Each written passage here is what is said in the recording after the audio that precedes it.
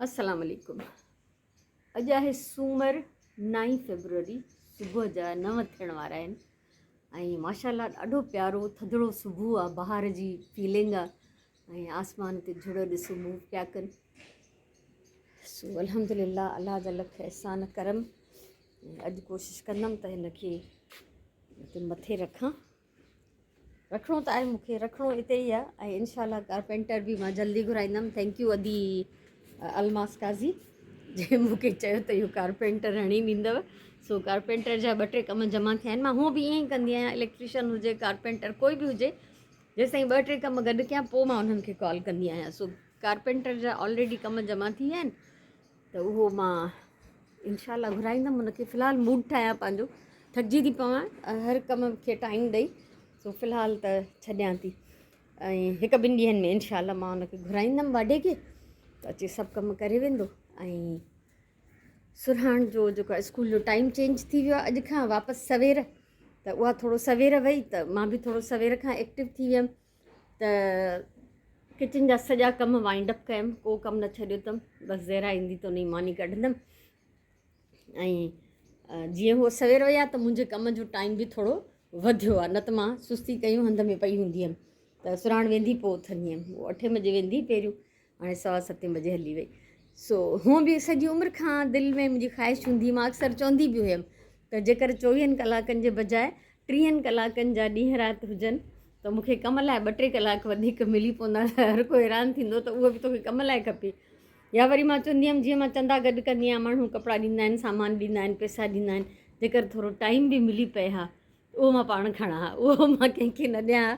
सो इहो पॉसिबल न आहे ऐं इहो ई टाइम जेका असांजी ज़िंदगी आहे 24 कलाक रोज़ु, उनखे मैनेज करिणो आहे, मेंटेन करिणो आहे, उनजो सही इस्तेमालु करिणो आहे। मुंहिंजो ज़िंदगीअ जो मक़सदु इहो आहे त वक़्त जो सही इस्तेमालु कजे, टाइम ज़ाया न कजे। ज़िंदगी हिकु दफ़ो मिली आहे, बार बार न मिलंदी। सो जेतिरो थी सघे हुन में कुझु पॉज़िटिव, कुझु कंस्ट्रक्टिव, कुझु पंहिंजो भलो, कुझु ॿियनि जो भलो, कुझु दुनिया ठाहिजे त आख़िरत बि ज़रूरु ठाहिजे। हुन सां गॾु गॾु कोशिशि त कजे, क़बूलु करण वारो रब आहे, असां बंदा केरु थींदा आहियूं। कल्ह हिननि खे धोतो अथमि सभिनीनि खे, त हे अॼु ॾाढा फ्रेश लॻा पिया आहिनि। सो हाणे सिलाई शुरू कयमि, वरी ॼाण ज़हरा ईंदी त उहो ई बंदि कंदमि। सो उते ई ईअं टेबल खुलियल छॾे आई आहियां, छो त तव्हां सां कुझु स्पेशल शेयर करिणो आहे। सो हलूं था सिलाई जे कॉर्नर में। तव्हां सभिनी जे साम्हूं मां अहिद कयो त मां फज़ूल ख़र्ची न कंदमि। अल्हम्दुलिल्लाह मां उन ते अञा ताईं क़ाइमु आहियां, अजायूं शयूं नथी वठां। हीअ लाइट ॾिसो, हिनखे हिते बंदि करण जो बि आहे इंतज़ाम। हे बंदि थी वई, हे ऑन थी वई ऐं इहा हले थी बिजलीअ ते। हेॾे हिन जो प्लग विधो आहे मां। ऐं हूअं त मूं वटि पंहिंजी हीअ लैंप बि आहे, पर हीअ हिन पॉइंट ते मूंखे रोशनी पई खपे न, बिल्कुलु एग्ज़ैक्ट सुई वारी जाइ ते। सुई विझण में मूंखे कुझु प्रॉब्लम पियो थिए, धाॻो विझण में। त हीअ मां ॾिठी दराज़ तां कोई बि घुराए सघे थो। शेयर करण जो मतिलबु इहो आहे त हिकिड़ी वॾी सुख जी शइ आहे, हले बि बिजलीअ ते थी, चार्ज करण जो बि मसइलो न आहे। त जेॾीमहिल सिलाई मशीन ऑन कयो त उन सां गॾु इहो बि ऑन कयो ऐं मैग्नेट लॻल अथसि हिते इलाही स्ट्रॉन्ग। हे ॾिसो पटिजे बि न पियो, पंहिंजे हिसाब सां हिनखे हणी सघिजे थो। त जंहिंखे जीअं सेटिंग खपे, कोई चाहे त हेॾां हिन पासे टेबल में बि कुझु हणी उन में बि हणी थो सघे, जंहिंखे जीअं सहूलियत खपे। तो मां सोचियो त उहो तव्हां सां बि शेयर कयां। सो अॼु मां हे सिबां थी। कल्ह खां जीअं लाइट फिरोज़ी रील विधल आहे, ॿाहुनि जी जीअं लेंथ नंढी पई थिए त मां हिन जे लाइ हिते फ्रिल थी ठाहियां, त जीअं लेंथ बि वधी वेंदी, डिज़ाइन बि थी वेंदो ऐं ट्राउज़र सां गॾु हिन जो कॉम्बिनेशन बि सुठो ठही वेंदो। 9:30 थी विया आहिनि ऐं मां हीअ शर्ट तक़रीबन 80% सिबी वरिती आहे। बाक़ी हिन जा चाक ऐं दामन इहा ओटी वराइणी आहे।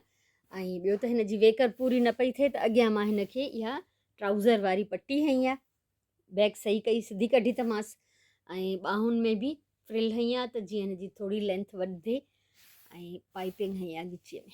बटण पोइ लॻंदा, उहो हिकु दफ़ो ई वेहंदमि त सभिनी खे हणंदमि।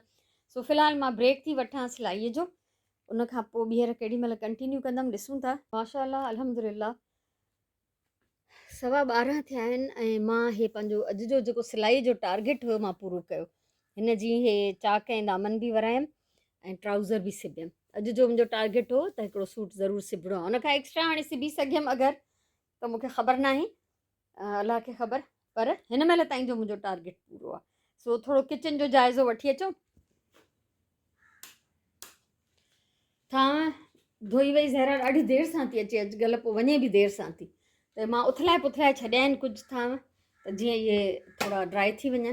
तकड़ि न कंदमि, काॾे वञिणो हूंदो आहे तकड़ि हूंदी आहे त पोइ मां वरी उगी बि रखंदी आहियां कपिड़े सां, पर जॾहिं न वञिणो हूंदो आहे घर में ई हूंदी आहे त पोइ ठीकु आहे। सो खीरु आयो, उहो खीर वारो बि देरि थो करे ॾाढी। सो अलाए छा थी वियो आहे माण्हुनि खे, बल्कि हाणे त जीअं सियारो ख़तमु थी वियो त सिज बि जल्दी थो उभरी अचे, त माण्हू महिल सां निकिरे पंहिंजे कमनि कारियुनि ते। सो बहरहाल हे मलाई मां रखी हुयमि, सुबुह खां कढी रखी ऐं थोरी देरि पहिरीं चाढ़े वई आहियां त गिहु निकिरे हिन जो, प्यालो भरिजी वियो, खीर बि कढे थो। मां थोरी देरि रेस्ट कंदमि, ऐं लंच जे लाइ मूंखे टेंशन न आहे। राति जो जेको मां चिकन पचायो उहो हुयो कोरमो। सो पोइ सुराण जे मुंहिंजी फरमाइश ते खुले नथो बॉक्स, असां ॿाहिरां नान वठी आयासीं। सो उहे अञा ताईं नान बि पिया आहिनि ऐं बोड़ बि पियो आहे, उहे गरम कंदमि ऐं इन सां इहो ई खाईंदासीं लंच। राति जो कुझु फ्रेश पचंदो। हे 2-3 देॻड़ियुनि में बचियल खीर हुयो, जीअं मां कंदी आहियां 2-3 ॾींहं इहो कंदी आहियां, त मलायूं कढी उन्हनि मां ऐं खीर अलॻि अलॻि काढ़े पोइ हिकिड़ी देॻड़ीअ में विझी ऐं उन्हनि खे फाइनल गरम करे रखंदी आहियां। सो फ़िलहालु हे हिते पचंदा रहंदा ऐं मां कंदमि रेस्ट।